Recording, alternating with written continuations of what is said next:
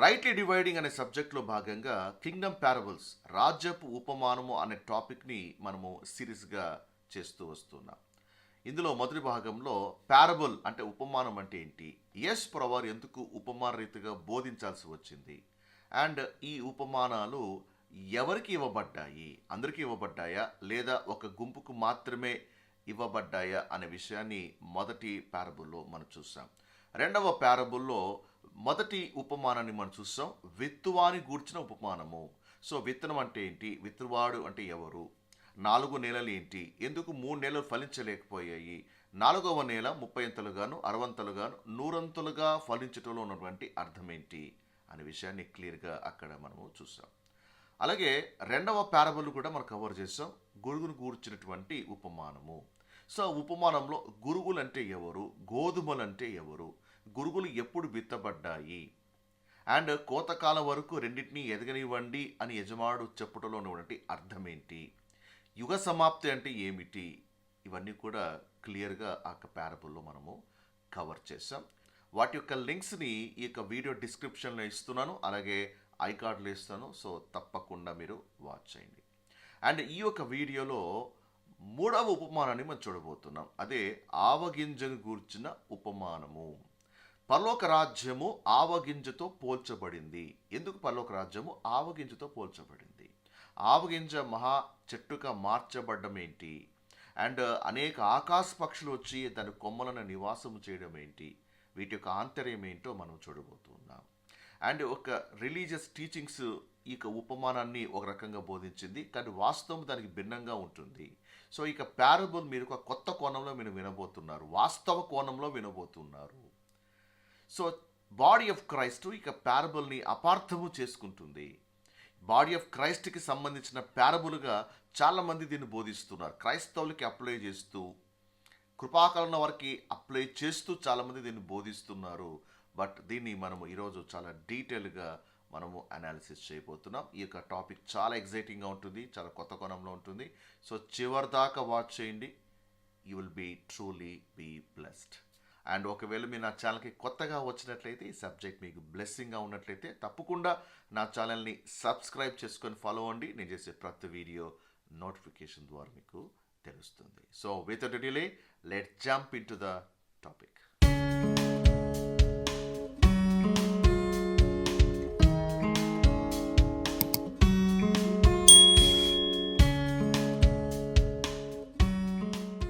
ఆవగింజను గురించిన ఉపమానము మనకి బైబిల్లో 3 ప్యాసేజ్లో కనిపిస్తుంది, 3 సువార్తల్లో కనిపిస్తుంది. ఒకటి మత్తయి సువార్త 13వ అధ్యాయము, రెండవది మార్కు సువార్త 4వ అధ్యాయము, మూడవది లూకా సువార్త 13వ అధ్యాయము. 3 సువార్తల్లో కనిపిస్తుంది. అండ్ ఈ యొక్క పారబుల్ని మనం అర్థం చేసుకునే కంటే ముందుగా కన్వెన్షనల్ టీచింగ్ అంటే సంప్రదాయమైన బోధ దీని మీద ఎలా ఉందో మీకు ఎక్స్ప్లెయిన్ చేస్తాను. ఆ తర్వాత వాస్తవం ఏమిటో కూడా మేము ముందుంచే ప్రయత్నం చేస్తాను. కన్వెన్షనల్ టీచింగ్ సంప్రదాయమైన బోధ ఎలా ఉంటుందంటే, ఇక్కడ ఆవగింజ అంటే దేవుని యొక్క రాజ్యమే, అది కొంచెముగా ప్రారంభించబడింది సువార్తలో. అయితే మనమున్న కాలంలో చూసినట్లయితే దేవుని రాజ్యం ఎంతగా విస్తరించిందో చూడండి. కృపాకాలంలో ఈ 2000 సంవత్సరాల కాలంలో అది ఎంతగా విస్తరించిందో, ప్రపంచ నలుమూలముగా విస్తరించింది. కాబట్టి ఈ ఉపమాన భావం ఇదే అన్నట్టుగా బోధిస్తూ ఉంటారు. ఈ విస్తరింపు అనేది ఈవెన్ ఈ గ్రేస్ పీరియడ్ని కూడా కవర్ చేస్తూ చెప్తూ ఉంటారు. అయితే మీరు ఒకసారి ఆలోచించండి, యేసు ప్రభువారు ఈ యొక్క ఉపమానాన్ని బోధిస్తున్నప్పుడు కృపాకాలంలో కూడా విస్తరించేటువంటి రాజ్యం గురించి మాట్లాడుతూ ఉన్నాడా? ఒకవేళ అదే వాస్తవం అయితే మళ్ళీ పౌలు గారికి ఇవ్వబడినటువంటి చర్చ్ మిస్టరీగా ఎందుకు అవుతుందో ఒకసారి ఆలోచించండి. ఎందుకంటే church is a mystery revealed to Paul. పౌలు గారు ఏమన్నారు, ఆయనకంటే ముందు ఎవరికి కూడా ఇది తెలపబడలేదు. బాడీ ఆఫ్ క్రైస్ట్ గురించి కానీ, గ్రేస్ పీరియడ్ గురించి కానీ, కృపాకాలం గురించి కానీ ఏది కూడా పౌలు కంటే ముందు ఎవరికి కూడా తెలపబడలేదు. అంటే బాడీ ఆఫ్ క్రైస్ట్ ఒకరోజు వస్తుంది, కృపాకాలం స్టార్ట్ అవుతుంది, ఎవరికి కూడా ముందు తెలపబడలేదు. అది పౌలు ద్వారా మాత్రమే దేవుడు దాన్ని రివీల్ చేశాడు. అంతకంటే ముందు వరకు అంతవరకు కూడా దేవుడు దాన్ని మిస్టరీగానే పెట్టాడు. ఒకవేళ ప్రభువారు ఆ ఉపమానాన్ని బోధిస్తూ కృపాకాలం గురించి ఉద్దేశిస్తూ కూడా చెప్పాడు అంటే, then how is the church is a mystery reveal to Paul. అది పౌలు గారికి బయలుపరచిన మర్మము ఎందుకు అవుతుంది? సో ప్రభువారి ఉపమానం చెప్తున్నప్పుడు సంఘకాలం దృష్టిలో పెట్టుకొని చెప్పలేదు. ఆ విషయాన్ని అర్థం చేసుకోవాలి. కృపాకాలాన్ని 4 సువార్తలోకి తీసుకురాకూడదు. ఓకే, సో అందుకే డిస్పెన్సేషనల్ స్టడీ అనేది చాలా చాలా ఇంపార్టెంట్. చాలామంది బైబిల్ ఎలా స్టడీ చేస్తున్నారంటే మరి టైం పాస్లో కూడా ఈ గ్రేస్ పీరియడ్ని తీసుకెళ్ళి అక్కడ అప్లై చేస్తూ బోధిస్తూ ఉంటారు. It's a wrong application. And ఇంకొంతమంది ఈ యొక్క ప్యారబుల్ని ఎలా బోధిస్తూ ఉంటారంటే, ఈ చెట్టు మహావృక్షమై అనేక ఆకాశ పక్షులకు నివాసంగా మార్చబడింది కదా, అది కొంచెంగా మొదలైంది, అప్పుడు ఆకాశ పక్షులు రాలేదు. అది పెద్దగా కొమ్మగా, అది అనేక కొమ్మలుగా అది విస్తరించినప్పుడు అప్పుడు ఆకాశ పక్షులు వచ్చాయి. So this speaks about the growth అని, ఇది గ్రోత్కి అప్లై చేస్తూ అటువలే దేవుడు మనల్ని కూడా ఆవగింజగా ఉన్నామా, దేవుడు మన మహావృక్షంగా మారుస్తాడు. చాలామంది వచ్చి మన ఆశ్రయాన్ని పొందుతారు, చాలామంది వచ్చి మన వల్ల బ్లెస్ అవుతారు, అనేకులు మన వద్దకు దేవుడు తీసుకొని వస్తాడు అని, ఇది సక్సెస్కి గ్రోత్కి అప్లై చేస్తూ చాలామంది బోధిస్తుంటారు. అండ్ అలాగే ప్రాస్పెరిటీ ప్రీచర్స్ అయితే దీన్ని ఫినాన్షియల్ దానికి అప్లై చేస్తూ బోధించేస్తుంటారు. నువ్వు కూడా ఆ విధంగా మార్చబడతావు, ఆకాశ పక్షులు వెతుక్కుంటూ నీ కాడికి వచ్చేస్తాయి అని. బట్ ఈ ప్యారబుల్ని పూర్తిగా వాచ్ చేయండి. ఇక్కడ గ్రోత్ అనేది పాజిటివ్ నెగిటివ్ మీకు అర్థమవుతుంది. ఇక్కడ ఆకాశ పక్షులు కూడా ఎవరు అనేది మీకు క్లియర్గా అర్థమవుతుంది. విని తర్వాత కూడా లేదంటే ఆకాశ పక్షులు కూడా మా అక్కడ కూడా రావాలి అంటారా, అది మీ ఇష్టం. ఇంకా వాస్తవం తెలుసుకోవడం చాలా చాలా ఇంపార్టెంట్.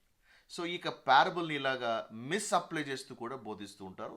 ఈ 2 అప్లికేషన్స్ ఆర్ రాంగ్. వాస్తవం ఏంటో కూడా మనము ఇక వీడియోలో మనం చూడబోతున్నాం. అండ్ ఇక ఇంటర్ప్రిటేషన్ కూడా ఏమండి, సొంత ఇంటర్ప్రిటేషన్తో పని లేదండి. మన వాక్యానికి వాక్యమే మనకి వ్యాఖ్యానము. ఆ విషయాన్ని మనం దృష్టిలో పెట్టుకొని మన యొక్క ప్యారబుల్ స్టడీని మనము స్టార్ట్ చేద్దాం. సో ఈ యొక్క ఆవగింజను గూర్చినటువంటి ఉపమానాన్ని మీరు బాగా పరిశీలన చేస్తే, ప్రభు అయితే ఉపమానం చెప్పాడు, కానీ ఉపమానం భావం అయితే ఇవ్వలేదు. మునుపు 2 ఉపమానాలు ప్రభు చెప్పాడు, వాటి ఎక్స్ప్లెనేషన్ కూడా ప్రభు ఇచ్చాడు. ఓకే, విత్తువానికి వచ్చిన ఉపమానము ప్రభు చెప్పాడు, విత్తనం ఎవరు, విత్తనం విత్తువాడు ఎవరు, 4 నెలలు ఏంటి, ఇంటర్ప్రిటేషన్ ప్రభు ఇచ్చేసాడు. అలాగే గురుగులకు వచ్చిన ఉపమానము ప్రభు చెప్పాడు, గురుగులు ఏంటి, గోధుమ ఏంటో ప్రభువే దానికి ఆన్సర్ ఇచ్చాడు, ఎక్స్ప్లెనేషన్ ఇచ్చాడు. ఫైన్, బాగానే ఉంది. కానీ ఈ ఉపమానంకి వచ్చేపాటికే ప్రభు ఉపమానం చెప్పాడు కానీ ఎక్స్ప్లెనేషన్ ఇవ్వలేదు. ఈ ఉపమానకే కాదు, ఇతర ఉపమానాలు కూడా ప్రభు వివరణ ఇవ్వలేదు. ఇవ్వనప్పుడు నేను ఎలా అర్థం చేసుకోవాలి? ప్రీవియస్ ప్యారబుల్స్ అయితే ప్రభు ఎక్స్ప్లెయిన్ చేశాడు కాబట్టి ఈజీగా అర్థమైంది, అనలైజ్ చేసాం. బట్ ఇలాంటి ఉపమానాలకి వివరణ ఇవ్వబడలేదు. అప్పుడు వీటిని ఎలా అర్థం చేసుకోవాలి? చాలామంది అంటారు సింపుల్ అండి, మన సూపర్ బ్రెయిన్ వాడాలండి, మనకి ఎలా అనిపిస్తే అలా మనం అన్వయించుకోవాలి. అది ఆవగింజ చిన్నగా ఉంది, అది పెద్దగా అయింది, సో కాబట్టి దేవుడు మనల్ని పెద్దగా చేస్తాడు, దేవుడు మనల్ని ర్యాపిడ్గా ఎక్స్పాండ్ చేస్తాడు, చాలా సూపర్గా ఎక్స్పాండ్ చేస్తాడు, అనేకులు వచ్చి మన వల్ల బ్లెస్ అయ్యేంత ఆర్థిక స్థితిలోకి దేవుడు పైకి లేపుతాడు. ఇలాగ అప్లై చేయడము. ఆకాశ పక్షులు అంటే అన్యులని పోల్చడము. ప్లీజ్ ప్లీజ్ ప్లీజ్ దయచేసి ఇలాంటి బోధలకి మనం ఫుల్ స్టాప్ పెట్టాలి. రిలీజియన్ ఇలాగ నేర్పించేసింది, ప్రాస్పెరిటీ ప్రీచర్స్ ఇలాగ నేర్పించేసి ఎట్లా పడితే అట్లాగ అప్లై చేసేయడమే. ఎవరి ఇక్కడ హ్యూమన్ ఇంటర్ప్రిటేషన్తో పని లేదు. మా రైట్లీ డివైడింగ్లో కొలబద్ద ఏంటి, వాక్యానికి వాక్యమే వ్యాఖ్యానం. Scripture should interpret the scripture. అది చెయ్యలేదా దుర్బోధలు అక్కడి నుంచే మొదలవుతాయి. కాబట్టి right way of interpreting the scripture ఏంటి? ఒక వ్యక్తి యొక్క మనసులోంచి వచ్చినటువంటి ఆలోచనని జోడించి చెప్పడం కాదు. ఒక వాక్యము నీకు అర్థం కాకపోతే ఏం చేయాలి? క్రాస్ రెఫరెన్స్ తీసుకోవాలి. అంటే దాని సబ్జెక్ట్ సంబంధించినటువంటి ఇతర వచనాలు ఏం చెప్తున్నాయి, క్రాస్ రెఫరెన్స్ తీసుకోవాలి.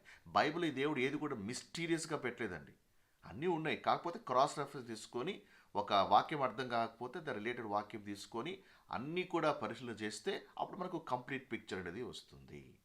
కాబట్టి self interpretation is not a right method, cross reference is a right method. అప్పుడే సబ్జెక్ట్ మనకు క్లియర్గా అర్థమవుతుంది. సో కాబట్టి మనము ఈ 3 ప్యాసేజ్లు కూడా మనం కవర్ చేద్దాం. 3 సువార్తలు మన ప్యాసేజ్ని కూడా అన్నీ కూడా కలిపితే మనకు ఒక క్లియర్ పిక్చర్ వస్తుంది. సో అన్నీ కూడా ఈ 3 సువార్తలు మన ప్యాసేజ్ని కవర్ చేస్తూ ఇక స్టడీని మనము చేయబోతున్నాం. ఫైన్, రైట్, మనం ప్యారబుల్ స్టార్ట్ చేద్దాం. సో ఉపమానం అనగా ఏమిటి, ఎవరికి ఇవ్వబడిందో మనం క్లియర్గా మనము తెలుసుకున్నాం మొదటి వీడియోలో. ఇంకొస్త 2 నిమిషాల్లో చెప్పి మనం ముందుకు వెళ్ళిపోదాం. ఉపమానం అంటే ఏంటి చెప్పండి. ఉపమానం అంటే it's a dark secret, deep saying. So ఇది గూఢమైనటువంటి మాటలు, అలాగే మరుగైన మాటలు మూర్ఖులకి అంత అర్థం కాదు, ఈజీగా అర్థం కాదు. సో యేసు ప్రభు ఎందుకు పారబుల్గా చెప్పాల్సి వచ్చింది, కారణం ఏంటంటే సత్యము వెతికే వారికి అది తెలియపరచడానికి, మూర్ఖుల విషయంలో దాన్ని మరుగు చేయడానికి ప్రభు పారబుల్ని ఉపయోగించాడు. సో ఆయన పబ్లిక్గా ఉన్నప్పుడు పారబుల్గా చెప్పాడు, కానీ దాని భావం మాత్రము ప్రైవేట్గా ఉన్నప్పుడు తన శిష్యులకి దాన్ని తెలియజేశాడు. సో గుర్తుపెట్టుకోవాలి, parables are not stories. Sunday school stories కాదు, లేదా చిన్న చిన్న పిట్టకథలు ఇవన్నీ కాదు. There are deep secrets and deep sayings. అందుకే యేసుప్రభువు వారు పబ్లిక్లో ఉన్నప్పుడు దాని డీటెయిల్ ఇవ్వన్నా పబ్లిక్లో ఇవ్వలేదు, ఎందుకంటే అది అందరికీ ఇవ్వబడలేదు. ప్రైవేట్గా ఉన్నప్పుడు మాత్రమే తన శిష్యులకి దాన్ని రివీల్ చేశాడు. ఈ పారబల్ని కూడా ప్రభు అలాగే తన శిష్యులకి రివీల్ చేశాడు. మార్క్సు వార్త 4వ అధ్యాయము 33-34 వచనాలు చూసినట్లయితే, వారికి వినుటకు శక్తి కలిగిన కొలది ఇలాంటి అనేకమైన ఉపమానాలు చెప్పి ఆయన వారికి వాక్యము బోధించెను. సో పబ్లిక్లో ఆయన ఏం చెప్పాడు, ఉపమానాలు చెప్పాడు. ఇది కాదు, అనేకమైన ఉపమానాలు చెప్పాడు. 34 వచనం, ఉపమానము లేక వారికి బోధింపలేదు, కానీ ఒంటరిగా ఉన్నప్పుడు తన శిష్యులకు అన్నిటినీ విశదపరిచెను. ఒంటరిగా ఉన్నప్పుడు శిష్యులకు విశదపరుస్తున్నాడు. పబ్లిక్లో చెప్పాడా, పబ్లిక్లో దాని మీనింగ్ చెప్పాడంటే చెప్పలేదు, ఒంటరిగా ఉన్నప్పుడే దాన్ని రివీల్ చేశాడు. ఫైన్. సో పారబుల్ ఏంటో మీకు అర్థమైందని అనుకుంటున్నాను. రైట్. అయితే ఈ ఉపమానము దేని గురించినటువంటి ఉపమానము? మత్తయి సువార్త 13వ అధ్యాయము 31వ వచనం చూడండి. మరి యొక్క ఉపమానం వారితో చెప్పాను, పరలోక రాజ్యము. ఇది దేని గురించిన ఉపమానం? ఇది పరలోక రాజ్యము గురించినటువంటి ఉపమానం. మొదటి ఉపమానం ఏంటి? విత్తనాన్ని గురించిన ఉపమానము. అది రాజ్య సువార్త. విత్తనం అంటే ఏంటిది? రాజ్య సువార్త. రెండవ ఉపమానంలో ఏంటిది? రెండవ ఉపమానంలో కూడా విత్తనం ఉంది. అదేంటిది? అది రాజ్య సంబంధులు. అంటే మొదటి ఉపమానంలో విత్తనమేమో రాజ్య సువార్తకు పోల్చబడింది, రెండవ ఉపమానంలో ఏమో విత్తనము రాజ్య సంబంధులకు పోల్చబడింది. ఇక మూడవ ఉపమానములో కూడా విత్తనం ఉంది, ఆవగింజ. ఇప్పుడు ఈ విత్తనం ఏంటిది అంటే రాజ్యమే. 3 కూడా సీడ్సే. మొదటి సీడ్ ఏమో అది రాజ్య సువార్తకు సంబంధించింది, రెండవ పారబుల్లో అదే సీడ్ ఏమో రాజ్య సంబంధులను సూచిస్తూ ఉంది, మూడవ పారబుల్లో అదే సీడ్ ఏంటంటే అది రాజ్యమే. So this parable is about the Kingdom of haven, seed of the Kingdom, children of the Kingdom and Kingdom it self. So ఈ ఉపమానము పరలోక రాజ్యానికి సంబంధించినది. సో పరలోక రాజ్యం అంటే ఏంటి చెప్పండి? ఇజ్రాయెల్కు వాగ్దానం చేయబడిన భౌతికమైన రాజ్యాన్ని దేవుడు భూమి మీద స్థాపించబోతున్నాడు. ఆ రాజ్యానికి సంబంధించినటువంటి ఉపమానం. సో ఇది పరలోకానికి సంబంధించిన ఉపమానం కాదు, పరలోక రాజ్యానికి సంబంధించినటువంటి ఉపమానం. సో ఈ రాజ్యము, ఈ పరలోక రాజ్యం అటువంటి ఈ రాజ్యము దేవుడు బాడీ ఆఫ్ క్రైస్ట్కి ప్రామిస్ చేశాడంటే లేదు. ఎందుకంటే ఈ రాజ్య స్థాపన అప్పటికే సంఘము ఎత్తబడి ఉంటుంది, సంఘం కొనిపోబడి ఉంటుంది. కొనిపోబడిన సంఘము ఇంకా ఎప్పటికీ భూమి మీదకి తిరిగి రాదు. అది మనకు చాలా క్లియర్గా మనం తెలుసుకున్నాం. సో 3 డెస్టినేషన్స్ అటువంటి వీడియోని సో తప్పకుండా వాచ్ చేయండి. చాలామంది ఒక మైండ్ సెట్ ఏమంటే మనము అలాగే ఇజ్రాయెల్ ప్రజలు అంతా కూడా కలిసి క్రీస్తు పాటు ఒకే చోట ఉండి మనం ఆయనతో కలిసి రాజ్యము చేస్తాము అని. అది కాదు. So they are mixing both programmes. ఇద్దరి డెస్టినేషన్స్ వేరు, ఇద్దరికి ఇవ్వబడినటువంటి అపోస్తులు వేరు, ఇద్దరికి ఇవ్వబడినటువంటి డాక్ట్రిన్సే వేరు. అందుకే rightly dividing is very very important. సత్యవాక్యం సరిగా విభజించాలి. సో జీవించుకున్నటువంటి ప్రోగ్రాం ప్రకారంగా దేవుడు యూదులకి వాగ్దానం చేశాడు, అది భౌతికమైనటువంటి రాజ్యం. మన రాజ్యం ఏంటిది? మంది దేవుని రాజ్యం, మంది యూనివర్సల్ స్పిరిచువల్ కింగ్డమ్, వాళ్ళదేమో ఫిజికల్ కింగ్డమ్. సో బోత్ గ్రూప్స్కి డెస్టినేషన్ వేరు అనేది క్లియర్గా మనము చూసాం. రైట్. సో ఇది రాజ్యం గురించి అని మనం చూసాం, బాగానే ఉంది. అయితే ఈ రాజ్య స్థాపన ఎవరు చేస్తారు? మత్తయి సువార్త 13వ అధ్యాయము 31వ వచనం చూడండి. పరలోక రాజ్యము ఒకడు తీసుకొని, ఒక్కడు అన్న మాట గమనించండి. ఒక్కడు అనే మాటకు గ్రీక్లో ఆంథ్రపోస్ అని ఉంది. ఇదే మాట మనకి 24వ వచనంలో విత్తువాని ఉపమానంలో మనం చూస్తాం. అక్కడ ఏమంటే, తన పొలంలో మంచి విత్తనం విత్తిన ఒక మనుష్యుని పోలి ఉన్నది అని చూస్తాం. అక్కడ మనుషుడు అనే మాట కూడా ఆంథ్రపోస్ అనే ఉంది. మరి ఇక్కడ ఒక్కడు అన్నా మనుషుడన్నా ఒకటే. ఇంతకీ ఆ ఒక్కడు ఎవరు? సో మనుషుడి మాటకి ప్రభు దానికి ఆన్సర్ ఇచ్చాడు. ప్రభు దానికి ఎక్స్ప్లెనేషన్ ఇచ్చాడు. ఆ మనుషుడు ఎవరు కాదు, మనుష్య కుమారుడే. 37వ వచనం ప్రభు చెప్పాడు, ఆ మనుషుడు ఎవరు కాదు, మనుష్య కుమారుడే. సో మనుష్య కుమారుడు అంటే ఎవరు? అది మెస్సాయనిక్ టైటిల్. దానియేలు 7వ అధ్యాయం ప్రకారంగా అది మెస్సయాకి ఇవ్వబడేటువంటి ఒక టైటిల్. అది ఏ దేవుడు వస్తాడు, మనిషిగా మన మధ్యకు వస్తాడు, రాజ్య స్థాపన చేస్తాడు. So it is a messianic title. అది యూదులు ఆయన కోసం ఎదురు చూస్తున్నారు. కాబట్టి ఇక ప్యారబుల్లో ఏంటంటే, ఈ భౌతికమైన ఈ రాజ్యం ఏమైతే ఉందో, పరలోక రాజ్యం ఏమైతే ఉందో, అది ఎవరు స్థాపిస్తాడు? యేసు ప్రభువారే స్థాపిస్తాడు. సో పరలోక రాజ్యం అంటే is a physical kingdom. And మనుష్య కుమారుడు ఒకడు అంటే ఎవరు అంటే మనుష్య కుమారుడు. So kingdom that son of man would set up, దేవుడు స్థాపించినటువంటి భౌతిక రాజ్యం. ఫైన్. అయితే మనుష్య కుమారుడు స్థాపించినటువంటి ఒక రాజ్యం ఏమైతే ఉందో, అది ఎలాంటి రాజ్యము, అది ఎక్కడ స్థాపించబడుతుంది? 37 చూడండి. పరలోక రాజ్యము ఒకడు తీసుకొని తన పొలములో, పొలం అంటే ఏంటి చెప్పండి?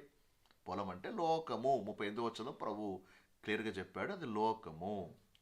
పొలము లోకముతో పోల్చబడింది. సో దేవుడు ఫిజికల్గా ఒక రాజ్యాన్ని స్థాపించదు. సో దేవుడు ఇక్కడ ఈ ప్యారబుల్లో స్పిరిచువల్ కింగ్డమ్ గురించి చెప్పట్లేదు.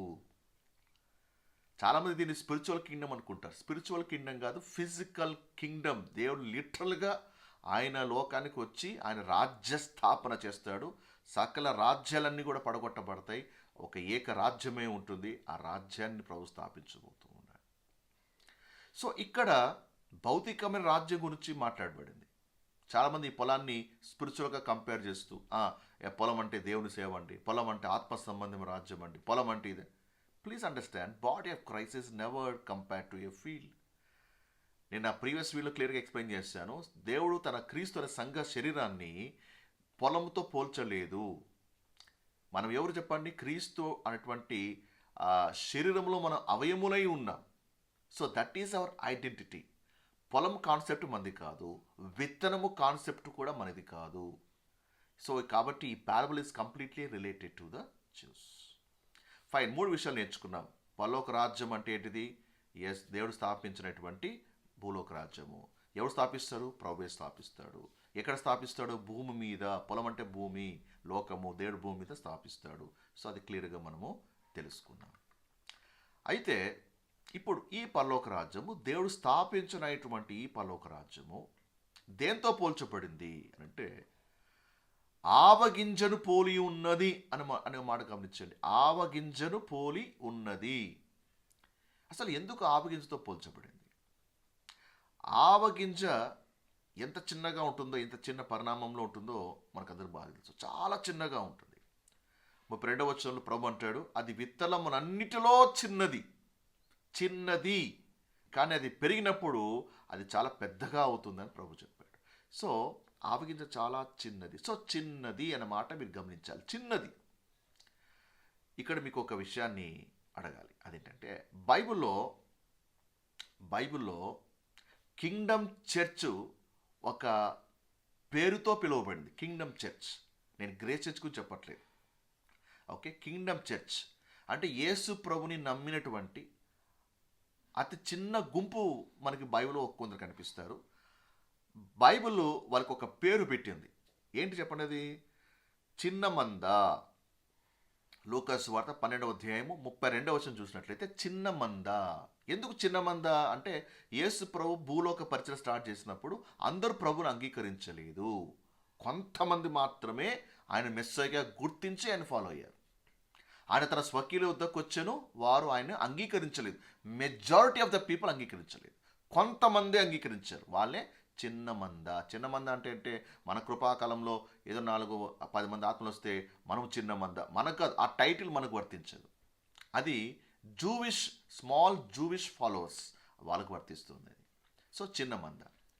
మరి ఆ చిన్న మందకి ఏం ప్రామిస్ చేయబడింది? చూడండి 12వ అధ్యాయం 32వ వచనంలో, చిన్న మంద భయపడుకుని ఆ, మీకు రాజ్యం అనుగ్రహించుటకు. రాజ్యం ఎవరికి అనుగ్రహించబడుతుంది?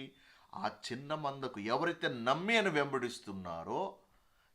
వెంబడిస్తున్నారో, అలాగే ఎవరైతే నమ్మి ఆ గుంపులోకి యాడ్ అవుతారో వాళ్ళకు రాజ్యము అనుగ్రహించబడి ఉంది. దేవుడు యూదులందరికీ రాజ్యం ఇస్తానని చెప్పాడా అంటే ఆన్సర్ ఇస్ నో.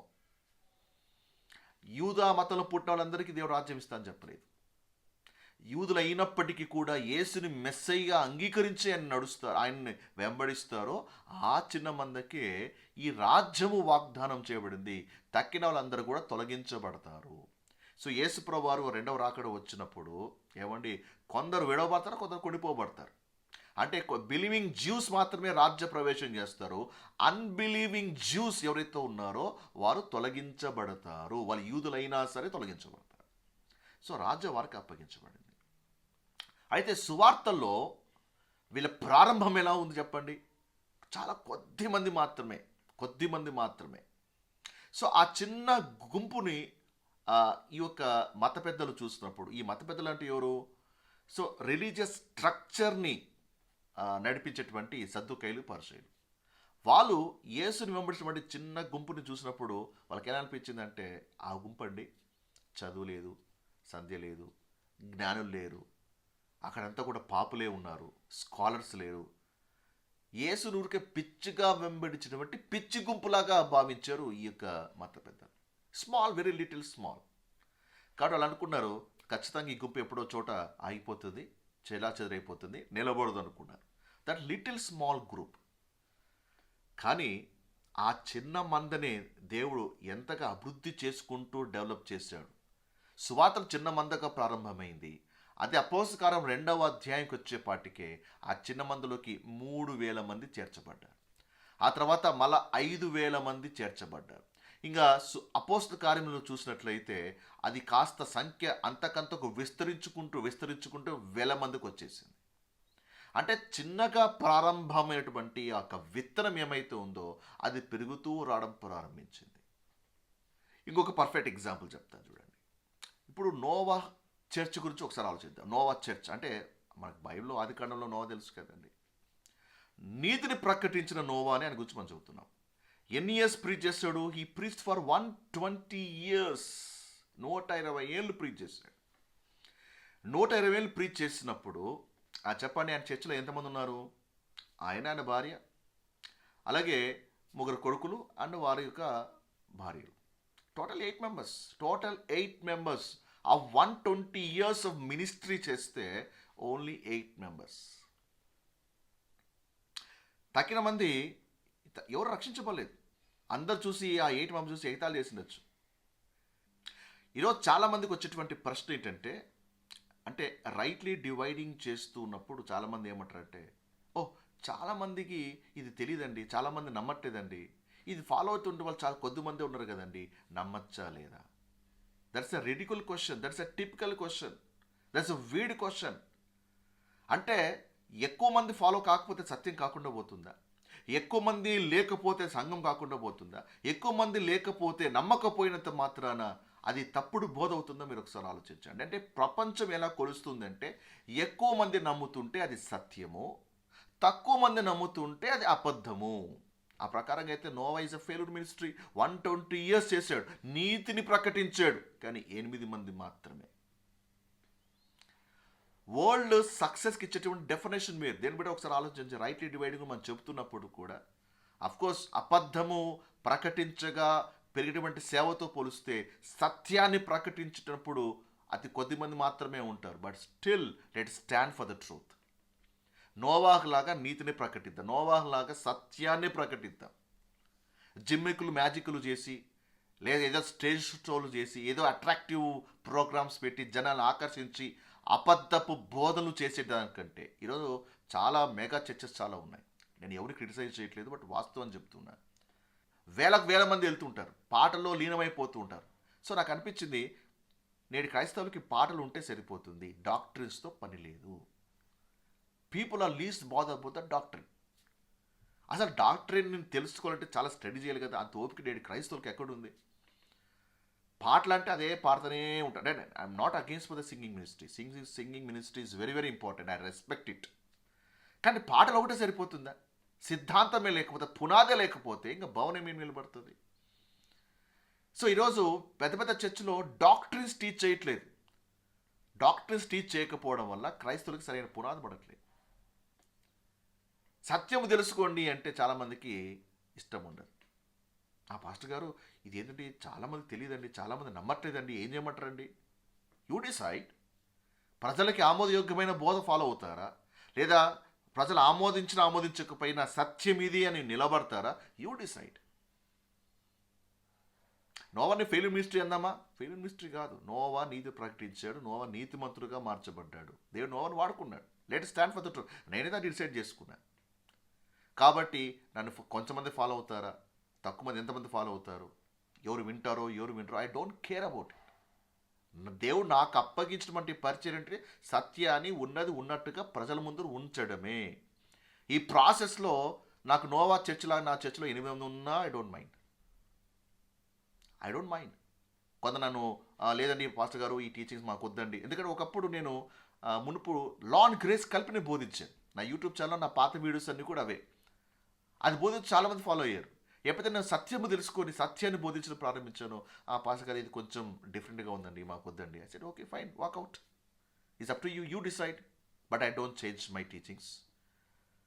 ఎందుకంటే ఏది కూడా సొంత బోధ చేయట్లేక, వాక్యానికి వాక్యమే సరిపోలుస్తూ సత్యాన్ని ప్రకటిస్తున్నా. కాబట్టి దేని బిడ్డరా, తక్కువ మంది ఉన్నారు కదా అని నమ్మకపోవడము అవివేకము. ప్రజల అభిప్రాయం కాదు, వాక్యము సత్యము నమ్మడం చాలా ఇంపార్టెంట్. అండ్ ఈ ఆవగింజ ఎక్స్పాండ్ అవుతుంది కదా, అది పెరిగింది కదా, అది కూర ముక్కలన్నింటిలో పెద్దది అవుతుంది కదా. కాబట్టి సువార్తలు స్టార్ట్ అయింది, అపోస్తల కార్యాలలో ఇంకాస్త పెరిగింది, కృపాకాలంలో అది మహావృక్షమైంది. That's a wrong interpretation. ఈ పారబుల్లో గ్రేస్ పీరియడ్ కవర్ అవ్వదు. నేను స్టార్టింగ్లో నేను ఎక్స్ప్లెయిన్ చేశాను. ఎందుకంటే church is a mystery, body of Christ is a mystery. పెరిగినటువంటి ఆ చెట్టు ఆ తర్వాత ఏమైంది? అపోస్తల కార్యం 7వ అధ్యాయంలో ఆగిపోయింది. ప్రోగ్రామ్ సస్పెండ్ ఉంది. కృపాకాలం స్టార్ట్ అయింది. కృపాకాలం అనేది ఎప్పుడైతే కంప్లీట్ అవుతుందో, అన్యుల ప్రవేశం ఎప్పుడైతే సంపూర్ణమవుతుందో, సంఘము ఎత్తబడిన తర్వాత మళ్ళా రాజ్య సువార్త ప్రకటించబడుతుంది. ఏంటి? కృపాకాలంలో పరలోక రాజ్యమునకు సంబంధించి సువార్త ప్రకటించబడుతుంది. ఆలోచించండి. ఇప్పుడు కృపాకాలంలో కూడా ఇది విస్తరిస్తుంది, ఇది అప్లై అవుతుంది అంటే సువార్తల్లో ఉన్నటువంటి సువార్తనే ఈరోజు మనం ప్రకటిస్తున్నామా? కాదు. మనం ప్రకటించేది ఏది? Grace gospel, not a Kingdom gospel. So 2 సువార్తలు బైబిల్లో ఉన్నాయని చాలామందికి తెలుసుకోలేకపోతున్నారు. గ్రేస్ గాస్పెల్ వేరు, కింగ్డమ్ గాస్పెల్ వేరు. రాబోయే రాజ్యం గురించి ప్రకటించేది రాజ్య సువార్త, అందరి రక్షణ గురించి ప్రకటించేది కృపా సువార్త. నేడు ప్రకటించబడితే కృపా సువార్త, నాట్ ఎ కింగ్డమ్ గాస్పెల్.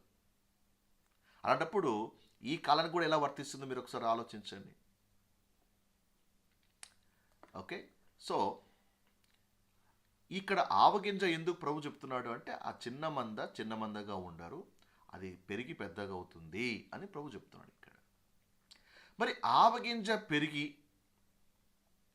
పెద్దదై ఆకాశ పక్షు సైతము కూడా చెట్టు కొమ్మల మీద కూర్చుంటుంది అంటే, మీరు ఒకసారి ఆలోచించండి, అసలు ఆవగింజ చెట్టుగా మారే అవకాశం ఉందా? మీరు ఎప్పుడో ప్రశ్నించుకున్నారా? ఆవగింజ ఏంటిది? ఇట్ ఇస్ అ షర్బ్, అది ఒక పొద. మీరు ఒక పిక్చర్ చూడండి, మీకు డిస్ప్లే చేస్తున్నాను. ఆవగింజ, ఓకే, ఆ పంట వస్తే ఎంత హైట్ ఉంటుంది చూడండి, ఇంత హైట్. అంటే మనుషులు ఎంత ఉంటారో అంత హైట్ అంతే. ఇప్పుడు ఈ యొక్క చెట్లలో ఆకాశ పక్షులందరికి వచ్చి నివాసం చేస్తాయా? ఇంపాసిబుల్. లేదండి ఇది ఒక టైప్ ఆఫ్ బ్రీడ్ అండి, వేరే బ్రీడ్ ఉందని ఇంకా పెరుగుతుంది అంటారా? ఎస్, ఇంకొక డిస్ప్లే చేస్తా చూడండి. మహా పెరిగితే, ఏది? ఆవగింజ చెట్టు మహా పెరిగితే మనిషి కంటే ఇంకాస్త 2-3 అడుగులు ఎత్తుగా పెరగచ్చు. కానీ దాని కొమ్మలు చూడండి, ఈ కొమ్మల్లో ఆకాశ పక్షులు గూడు కట్టుకోగలుగుతాయా? ఇంపాసిబుల్. అసలు ఏ ఆకాశ పక్షి కూడా ఆవ చెట్టులో ఎక్కడ గూడు కట్టుకునే అవకాశము లేదు. మరి ఎందుకు ప్రభు ఇలా చెప్తున్నాడు? కారణం ఏంటి? ఈ చెట్టు పెద్దదవుట, అనేక పక్షులు వచ్చి దానిలో నివాసము చేయట అనేది ఏంటంటే, Jesus is using old testament kingdom language. యేసు ప్రభువారు పాత నిబంధన రాజ్యపు ఒక భాషను మాట్లాడుతున్నాడు. అంటే ఓల్డ్ టెస్ట్మెంట్లో మనం 2 ప్యాసెలు చూద్దాం. 2 ప్యాసెలు చూస్తే మనకు ఒక క్లారిటీ వస్తుంది. మనం ఓల్డ్ టెస్ట్మెంట్లో ఏంటంటే 2 రాజ్యాలను మనం పరిశీలన చేద్దాం. ఈ 2 రాజ్యాలు ఏంటో కాదు, అష్షూరీల రాజ్యము, రెండోది బబులోను రాజ్యం. సో ఇజ్రాయెల్ ప్రజల్ని 2 రాజ్యాలు చెరగా తీసుకుపోయింది. అంటే ఇజ్రాయెల్ 2 భాగాలుగా అవుతుంది కదండి, ఒకటి ఇజ్రాయెల్, ఒకటి యూదా. ఇజ్రాయెల్ ప్రజల్ని ఏమో అష్షూర్ రాజ్యము చెరగా తీసుకెళ్ళిపోతుంది, యూదా వారినేమో బబులోను రాజ్యం వాళ్ళు చెరగా తీసుకెళ్ళిపోతారు. ఇప్పుడు ఈ 2 రాజ్యాలకు సంబంధించినటువంటి ఒక వర్ణన మనకు బైబిల్లో కనిపిస్తుంది. మొదట హెజ్కేలు 31వ అధ్యాయం చూద్దాం. ఇది అష్షూరి రాజ్యానికి సంబంధించినటువంటి ఒక వర్ణన. 3వ వచనం చూసినట్లయితే అష్షూరు దేంతో పోల్చబడ్డ చూడండి. లెబనాను దేవదారు వృక్షములైనట్టు ఉండిరి, దాని కొమ్మలు శృంగారములు, దాని గుబురు విశాలము, దాని కొన బహు ఎత్తైనందున మేఘములకు అంటెను. అంటే పోలిక రూపంలో చెప్తున్నాడు ఇక్కడ దేవుడు. నిజంగానే దేవదారు వృక్షము లేకపోతే లెబనాన్ వృక్షం నిజంగా మేఘములు అంటేటువంటి చెట్టు ఉన్నాయా? అంత పెద్దగా అవుతాయి అంటే లేదు. అంటే అంత ఎక్స్పాండ్ అవుతుంది అన్నట్టుగా ప్రభు చెప్తాడు. ఆ భాష ఆ విధంగా వాడుతున్నాడు. 5వ వచనం, కాబట్టి అది ఎదిగి పొలంలోని చెట్లన్నిటికంటే ఎత్తుగలదాయను, దాని శాఖలు బహు విస్తారములాయను, నీరు సమృద్ధిగా ఉన్నందువల్ల దాని చిగుళ్ళు పెద్ద కొమ్మలాయను. ఎంత పెద్ద కొమ్మలాయ అంటే 6వ వచనంలో, ఆకాశ పక్షులన్నీ దాని శాఖల్లో గూళ్ళు కట్టుకొనెను. అంత పెద్దగా అయింది ఆ చెట్టు. అంటే ఈ యొక్క అష్షూరు రాజ్యము కూడా ఆ విధముగా మైటీ కింగ్డముగా మార్చబడుతుంది, అంత గొప్పదవుతుంది అని చెప్పడానికి పోలిక రూపంలో కింగ్డమ్ లాంగ్వేజ్ ఇక్కడ వాడబడింది. నెక్స్ట్ ఇప్పుడు బబులోను రాజ్యం చూద్దాం. దానియేలు గ్రంథము 4వ అధ్యాయము 10, 11, 12 వచనాలు చూడండి. నేను నా పడక మీద పరుండి ఉండగా నాకు ఈ దర్శనము కలిగాను. నేను చూడగా భూమి మీద మిగులు ఎత్తుగల ఒక చెట్టు కనపడెను. గుర్తుపెట్టుకోవాలి, చెట్ల కాన్సెప్ట్ అనేది అన్యులకు సంబంధించింది, అలాగే యూదులకు సంబంధించింది. Body of Christ is never compared to a tree. ఒలీవ చెట్టు అటువంటి వీడియో చేశాం, అడవి ఒలీవ చెట్టు అనే వీడియో. సో తప్పకుండా మీరు వాచ్ చేయండి. ఆ వీడియో నేను క్లియర్గా చెప్పాను ఏంటంటే, body of Christ is never compared to a tree. మనం ఎవరము? మనం ఈ క్రీస్తు ఒక అవయములై ఉన్నాం. దేవుడు మనల్ని అవయంతో పోల్చాడు, చెట్టుతో పోల్చలేదు. ఎందుకంటే చెట్టు ఫలించాలి, లేకపోతే నరికివేయబడుతుంది. అందుకే మాటి దేవుడు యూదులతో ఏమంటాడు, మీరు ఫలింప ప్రతి తీగ నరికి అగ్నిలో వేయబడుతుంది, మీరు ఫలించాలి. ఓకే, ఫలించకపోతే నా తండ్రి దీన్ని తీసి బయటికి పారేస్తాడు. ఎందుకంటే చెట్టుకి ఏముండాలి? ఫలం ఉండాలి, అంటే క్రియలు ఉండాలి. So body of Christ is never compared to A tree. చాలామంది సంగతి తెలియక ద్రాక్షలతో బులుస్తూ ఉంటారు, ఒలివ్ కొమ్మలతో బులుస్తూ ఉంటారు, దేవదారు కొమ్మలతో బులుస్తూ ఉంటారు. వీఆర్ నాట్, అది కాదు మన ఐడెంటిటీ, అది మనది కాదు ఐడెంటిటీ. బైబిల్లో చెట్టుతో పోల్చబడే గుంపులు 2, ఒకటి యూదులు, రెండవది అన్యులే, నాట్ బాడీ ఆఫ్ క్రైస్ట్. దయచేసి వాళ్ళ ఐడెంటిటీ కార్డును నువ్వు తగిలించుకోవద్దు. Okay, right. సో ఒక ఎత్తైన చెట్టు కనపడింది. 11వ వచనం, ఆ చెట్టు వృద్ధి పొంది బ్రహ్మాండమైనదాయను. దాని పై కొమ్మలు ఆకాశమంటున్నంతగా ఎత్తుగా, దాని ఆకారము భూతలమంతా విశాలముగా ఉండెను. లిటరల్గా జరుగుతుందా అంటే జరగదు. కానీ దేవుడు ఇక్కడ ఏమంటున్నాడు? కింగ్డమ్ లాంగ్వేజ్ అంటే పోలిక రూపంలో చెప్తున్నాడు.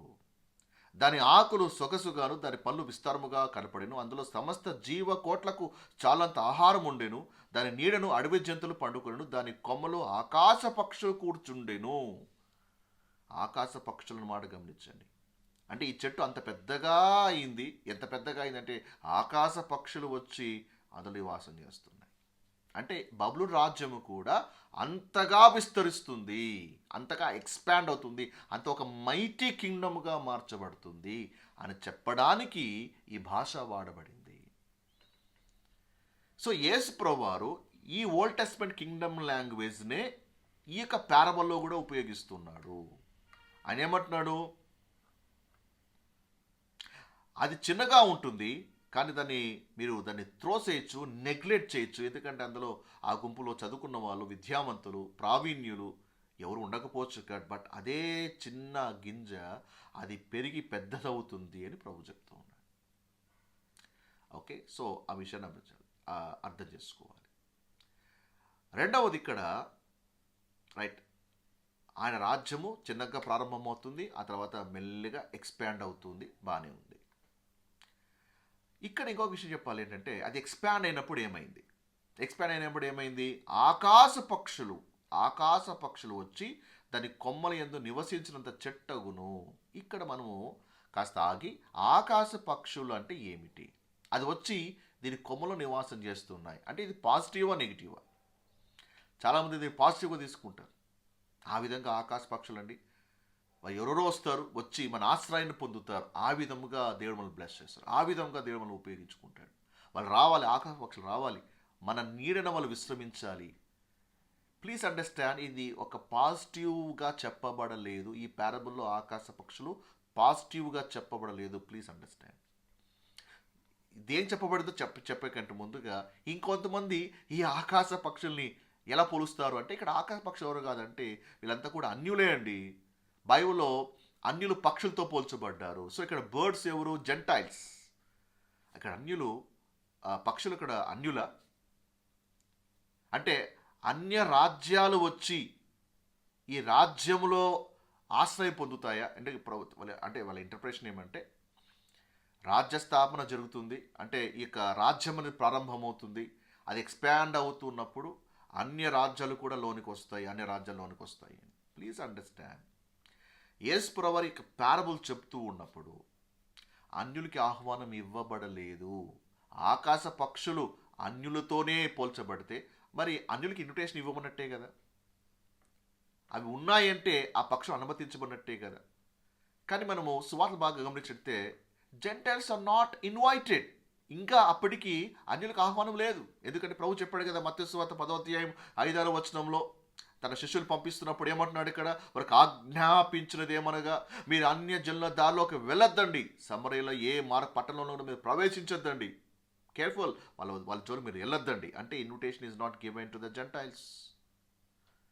ఆ కాలంలో అన్యులు ఎలా ఉండేవారు చూడండి. ఎఫెసీ 2వ అధ్యాయం 12వ వచనం ప్రకారంగా, ఆ కాలం మందు ఇజ్రాయెల్తో సహపౌరులు కాక పరదేశులు, వాగ్దాన నిబంధన లేని ప్రజలు, నిరీక్ష లేని వారు, లోకమందు దేవుడు లేనివారే ఉండి క్రీస్తుకు దురస్తులు. అది జెంటైల్ యొక్క పొజిషన్, అన్యుల యొక్క పరిస్థితి ఆ టైంలో అలాగుంది.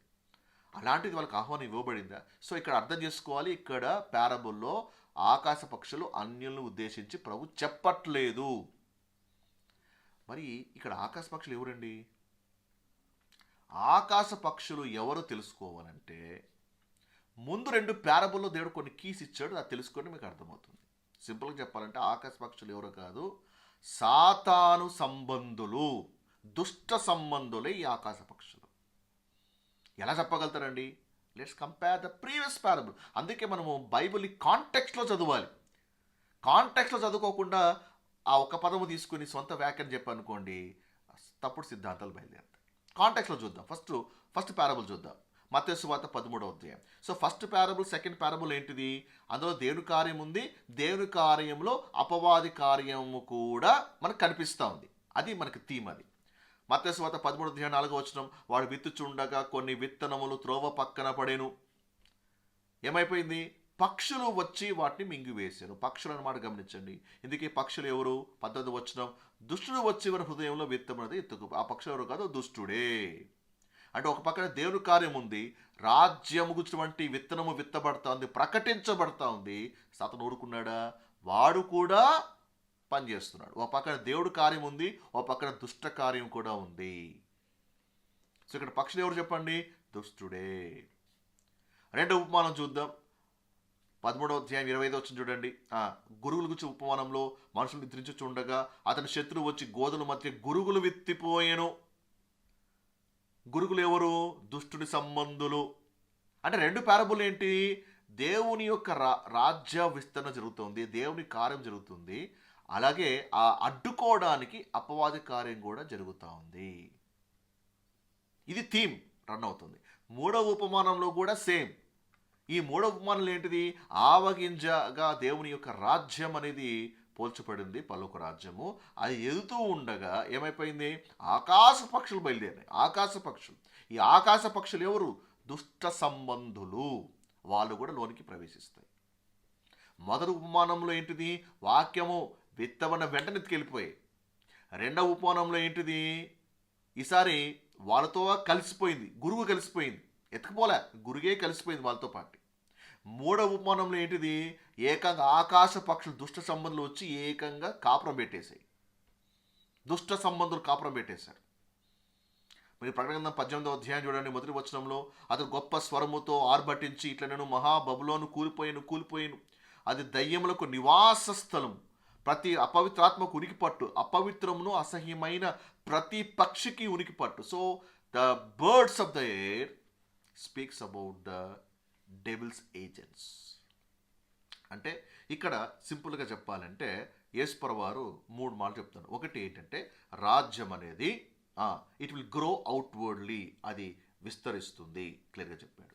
రెండవది ఏంటిదంటే అది ఎదుగుతూ ఉన్నప్పుడు ఇన్వర్డ్గా కరప్ట్ అవుతుంది.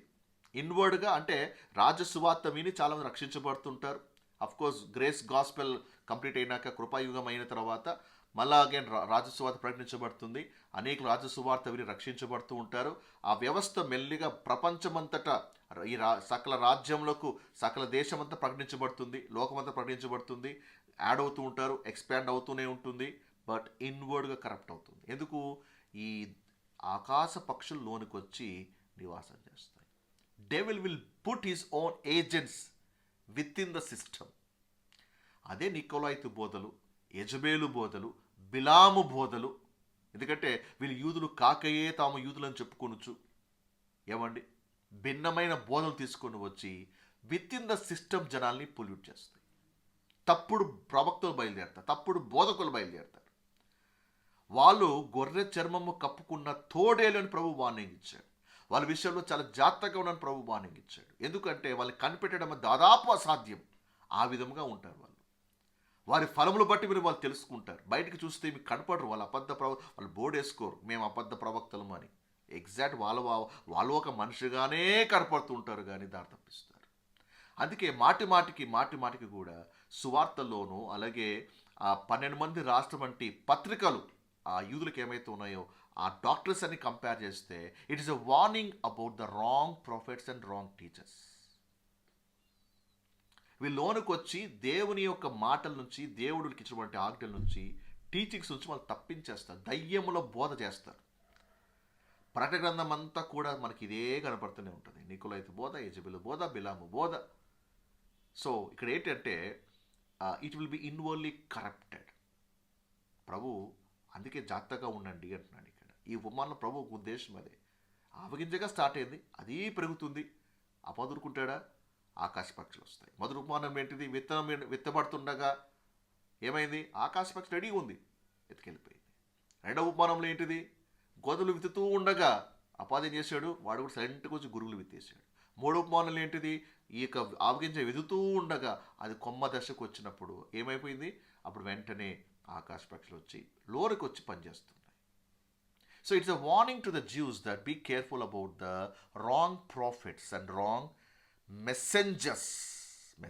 ఎందుకంటే ఎంతగా వీళ్ళు మోసపోతారంటే సూచక్రియలు సైతం చేస్తారు, అద్భుతాలు సైతం చేస్తారు, నమ్మినవా సైతం కూడా తప్పిపోతారు. అందుకే బోధ విషయంలో చాలా జాగ్రత్తగా ఉండాలి. ఆయన ప్రభు మూడోది ఏం చెప్పాడు, evil will coexist until the judgement. ఇప్పుడు ఆకాశ పక్షులు వచ్చే కొమ్మల మీద నివాసం చేస్తున్నాయి. సో ఓ పక్కన చెట్టు ఉంది, ఓ పక్కన ఆకాశ పక్షులు కూడా నివాసం చేస్తున్నాయి. టిల్ ఎంతవరకు, టిల్ ద జడ్జిమెంట్ పీరియడ్. రెండవ ఉపమానంలో కూడా గోధుమలతో పాటు గురుగులుగా విత్తబడింది.